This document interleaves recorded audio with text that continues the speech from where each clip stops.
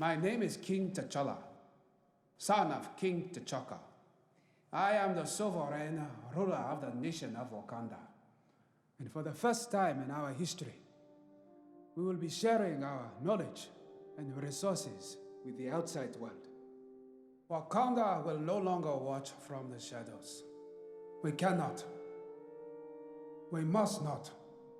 We will work to be an example of how we as brothers and sisters on this earth should treat each other. Now more than ever, the illusions of division threaten our very existence.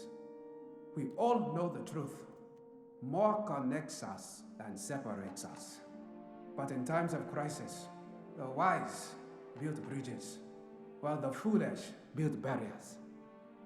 We must find a way to look after one another as if we were one single tribe. With all due respect, King T'Challa, what can a nation of farmers have to offer the rest of the world?